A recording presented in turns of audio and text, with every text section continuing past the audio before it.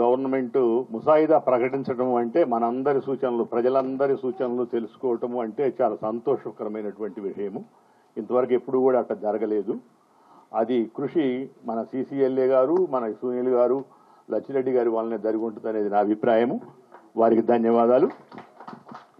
ఒక చట్టాన్ని తయారు చేయటం, ఎన్నో రాష్ట్రాలు ఉన్నాయి మన ఇండియాలో, వాటిలోంచి చట్టాల నుంచి ఒక చట్టాన్ని తయారు చేయటం చాలా కష్టమైన విషయము. దాంట్లో ఉన్నటువంటి లోపాలు చెప్పడం ఈజీ, కానీ తయారు చేయటం చాలా కష్టము. నేను ఈ లోపాలు కాకుండా ఈ చట్టంలో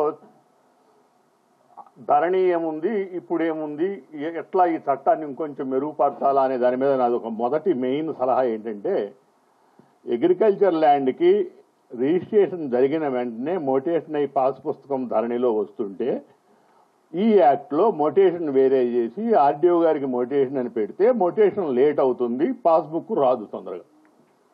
అందువల్ల అగ్రికల్చర్ ల్యాండ్కి వరకు మాత్రము మొటేషన్ ఎంఆర్ఓకే ఉండాలా. ఇప్పుడు ఎట్లయితే ధరణిలో జరుగుతుందో అట్లనే మొటేషన్ జరగాల. రిజిస్ట్రేషన్ అయిపోయిందంటే మొటేషన్, మళ్ళీ దానికి వేరే ఏం లేదు. చిన్న క్లారిఫికేషన్ సార్, అట్లా లేదు సార్, అది తహసీల్దారే. చిన్న క్లారిఫికేషను, రిజిస్ట్రేషను ముటేషన్కి మధ్య సమయం అనేది ఎంత అనేది మనం ఇప్పుడు చెప్పలేం, కానీ కొంత సమయాన్ని ఆటోమేటెడ్ టైము ప్రిస్క్రైబ్డ్ చేసి ముటేషన్ అయినా ఆకపోయినా కూడా డీముడ్ టు బి ముటేటెడ్ అయ్యేటట్టు సిస్టంలో మా సూచనలు ఆల్రెడీగా మేము ఏదైతే రాబోతున్న కార్యక్రమాలు ఉన్నాయి. కాబట్టి ఆ ఉద్దేశంలో లేట్ అనే ఉద్దేశంలో లేదు. కాబట్టి మీరు దానిని మీ డౌట్ ని క్లారిఫై దానికి నా సూచన ఏంటంటే, ఒక వ్యక్తి, సాధారణ వ్యక్తి మన ప్రభుత్వం మీద ఏమనుకోవచ్చు అంటే, ఇంతకు ముందు నేను రిజిస్ట్రేషన్ కాగానే మోటివేషన్ అయిపోయి నాకు పాస్ పుస్తకం వచ్చే పరిస్థితి ఇంతకు ముందు ఉన్నది. అది యాజ్ ఇట్ ఈజ్ ఉంది సార్, అది దాంట్లో ఏం తేడా లేదు, యాజ్ ఇట్ ఈజ్ ఉంది, యాజ్ ఇట్ ఈజ్ ఉంది, యాజ్ ఇట్ ఈజ్ ఉంది, యాజ్ ఇట్ ఈజ్ ఉంది. ఓకే ఓకే, అది ఉంటే ఓకే. ఇక తర్వాత ఒకవేళ అట్లాంటిది ఏదన్నా దాని మీద అప్పీల్ ఏమన్నప్పుడు మోటివేషన్ అయినా కానీ ఆర్డీఓ గారి దగ్గర అప్పీల్ చేసుకోవచ్చు. ఆ వసతి కల్పించినా కానీ సరిపోతుంది. తర్వాత చాలా భూములు ధరణిలో ఇంకా ఎంటర్ కాకుండా ఉన్న భూములు, చాలా భూములు ఉన్నాయి. ధరణిలో ఎంటర్ కాని భూములు చాలా భూములు ఉన్నాయి. వాటిని ఏ బేస్ చేసుకొని మనము ధరణిలో కానీ ఇప్పుడున్న ఆర్ఓఆర్లకు కానీ ఎక్కిస్తున్నాం అనేది కూడా ఒకటి ఆలోచన చేసుకోవాలి మనం. సూచనే, అది సూచన ఒకటి. ఇంకొకటి, ఈ ఆన్లైన్లో మా భూమి ఉన్నప్పుడు కానీ అంతకుముందు కానీ ఆన్లైన్లో పహణి అంతా కనపడేది. ఇప్పుడు కూడా ఆన్లైన్లో పహణి కనపడేటట్టు చేస్తే బాగుంటుంది అనేది నా ఉద్దేశం.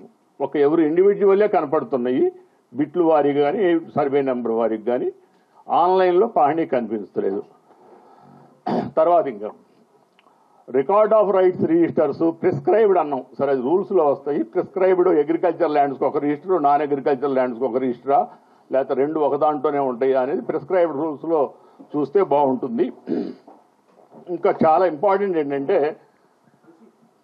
ఇది కూడా రూల్స్లో కానీ యాక్ట్లో కానీ ఎట్లా చూస్తామో, ఈ ఫీజెస్ మీ సేవలో మనం 50 రూపాయలు కడతాము, కానీ డాక్యుమెంట్ అప్లోడ్ చేయడానికి నేను ఒక డాక్యుమెంట్ అప్లోడ్ చేయాలి, ఒక అప్లికేషన్ పెట్టాలి అంటే ఆ జిప్లో దాన్ని కంప్రెస్ చేసి 2.5 జిప్లో కంప్రెస్ చేసి పెట్టాలంటే నాకున్న డాక్యుమెంట్లు అన్నీ పెట్టినా కానీ చాలా టైం పడుతుంది. అది కూడా ఒకటి ప్రాక్టికల్గా అది చేయలేకపోతున్నారు. రేటు కూడా చాలా అవుతుంది, 1500 దాకా వాటికే కట్టాల్సి వస్తుంది. అందువలన మీ సేవలో అప్లై చేసి డాక్యుమెంట్స్ ఎంఆర్ఓ ఆఫీసులో ఇచ్చేటట్టుగా కనుక ప్లాన్ చేస్తే బాగుంటుంది అనేది కూడా ఒకటి నా ఉద్దేశము. భూమి ఉంది కానీ రికార్డులో ఎక్కలేదు, భూమి ఉంది కానీ రికార్డులో ఎక్కని దానికి ఆర్ఓఆర్ యాక్ట్ ప్రకారంగా మనం ఏం చేస్తాము, ఎట్లా ఎక్కిస్తాము అనేది కూడా ఒకటి చూసుకోవాలి. తర్వాత యాక్ట్లు అన్నీ బాగానే ఉంటాయి, దాన్ని మనం ఇంప్లిమెంట్ చేసే వ్యవస్థ సరిగా లేకపోతేనే ఇబ్బందులు జరుగుతూ ఉంటాయి. ఏ వ్యవస్థ కరెక్ట్గా ఉండాలి, విలేజ్ లెవెల్లో ఏ రికార్డు మెయింటైన్ చేయాలి, మండల్ లెవెల్లో ఏ రికార్డు మెయింటైన్ చేయాలి, ఎవరు మెయింటైన్ చేయాలి అనేది కూడా కొంచెం ఆలోచన కూడా యాక్ట్తో పాటు కనుక చేసుకొచ్చుకున్నట్టయితే మన డిపార్ట్మెంట్ మీద చెడ్డ పేరు రాకుండా ఉంటుంది. యాక్ట్ బాగానే ఉంటుంది కానీ దాని ఇంప్లిమెంటేషన్లో తేడా వస్తుంది.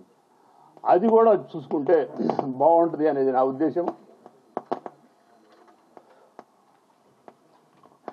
ఇంకోటి 1989 అమెండెడ్ ఆర్ఓఆర్ గురించి మరి ఎందుకో డిస్కస్ చేయలేదు. దాంట్లో చాలా వరకు సమస్యలన్నిటికీ కూడా పరిష్కారం ఉంది. 71 తర్వాత 89లో వచ్చిన అమెండ్మెంట్ యాక్ట్లో ఆ యాక్ట్ చాలా పర్ఫెక్ట్గా ఉంది కాబట్టి 2020 వరకు కూడా మనకి ఎలాంటి సమస్యలు కూడా భూముల మీద రాలేదు.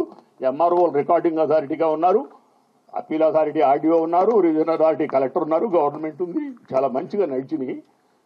అట్లనే ఈ యాక్ట్లో కూడా పొందుపరిస్తే బాగుంటుంది.